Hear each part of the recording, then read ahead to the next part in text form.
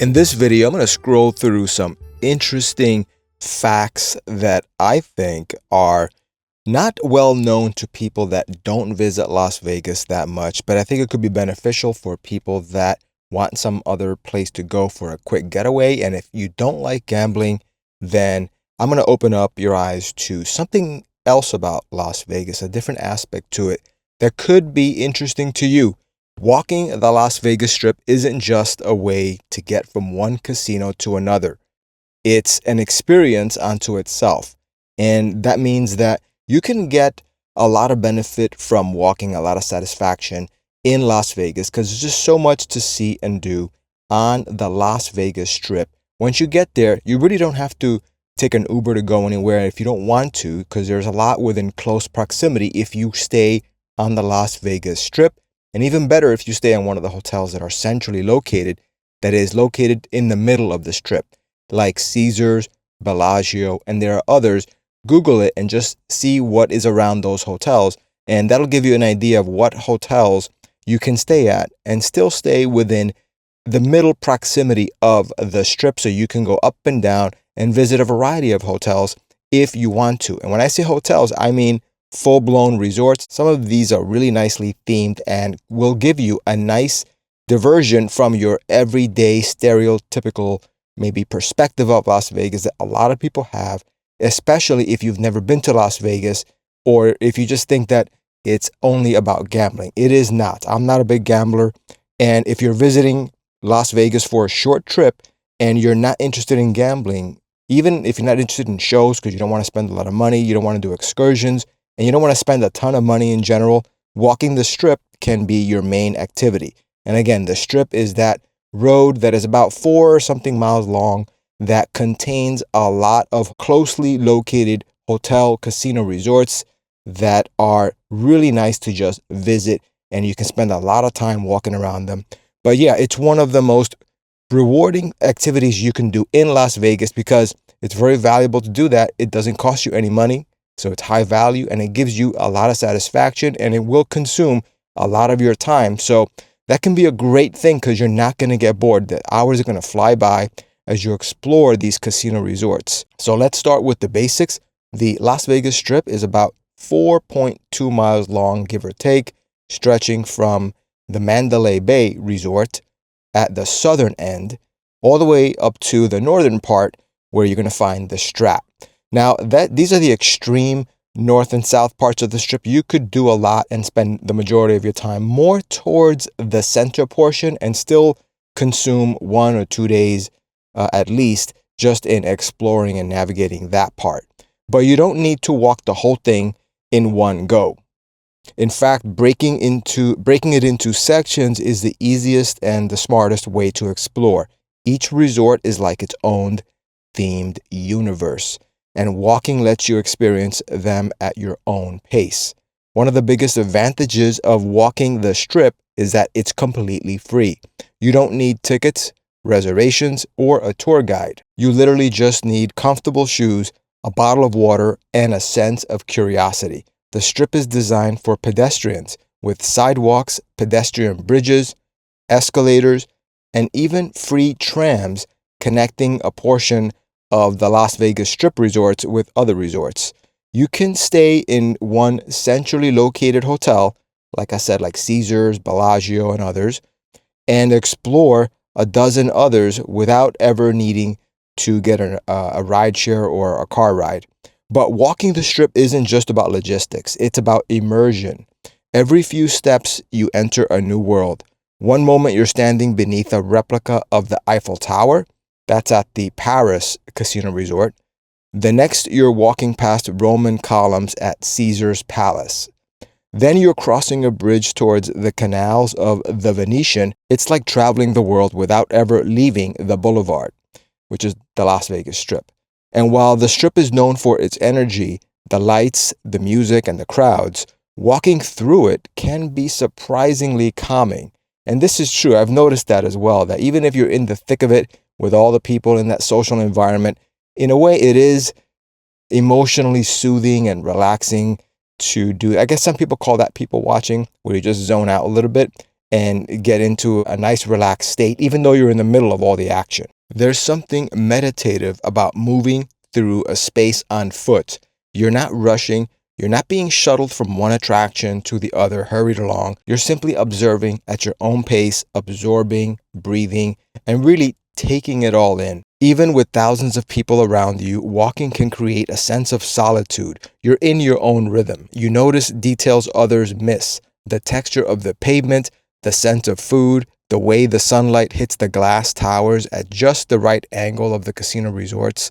It's a form of mindfulness disguised as sightseeing. And that's one of the biggest mental benefits of walking. It grounds you. In a city designed to dazzle and distract, walking brings you back to the present moment. You're not just staring at your phone screen. You're not just chasing a schedule. You're just moving forward one step at a time. There's also a powerful emotional component to walking the strip. During the day, the atmosphere is bright and open. The desert air is dry and clear. So you see some families, a lot of couples, solo travelers, all experience the city in their own way. There's even a sense of shared wonder.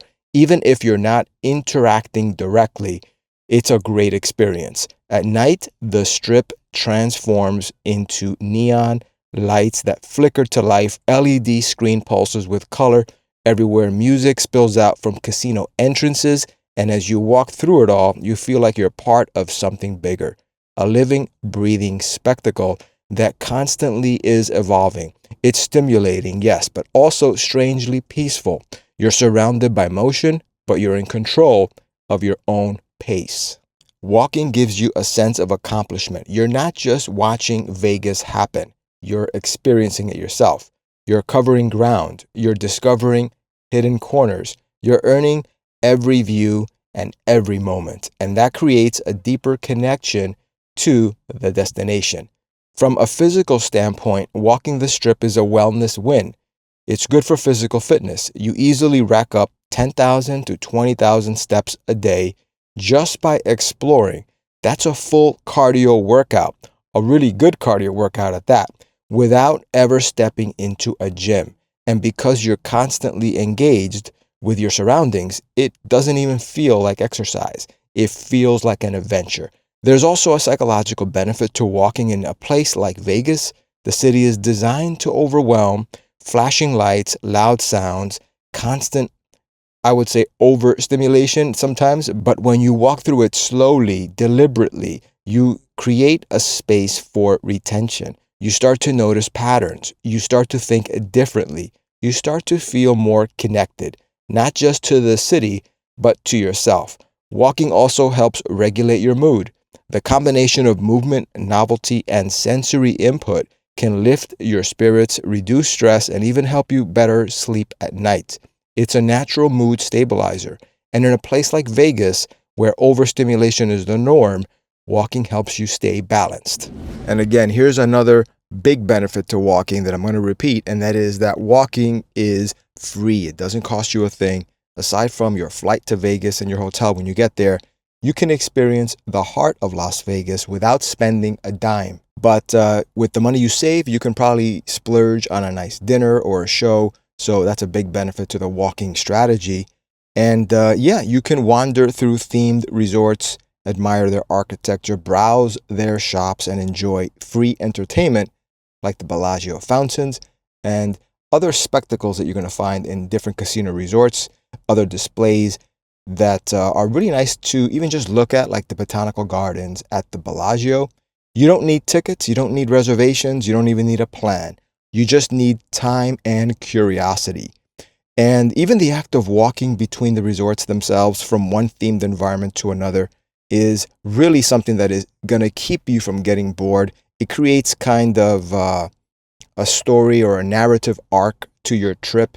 You're not just sightseeing, you're participating in your own trip story. You're moving through the chapters of your story of your trip, the tropical vibes of Mandalay Bay, the medieval towers of Excalibur, the sleek modernism of Aria, and the romantic glow of the Paris in Las Vegas. These are all the casino resorts on the strip.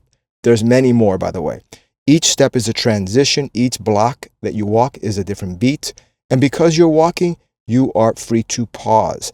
free to linger, free to take in the details. You might stop to watch a street performer, or you might stop to admire a sculpture tucked into a corner of one of the casino resorts that you're walking by, or listen to a jazz trio playing in a hotel lounge.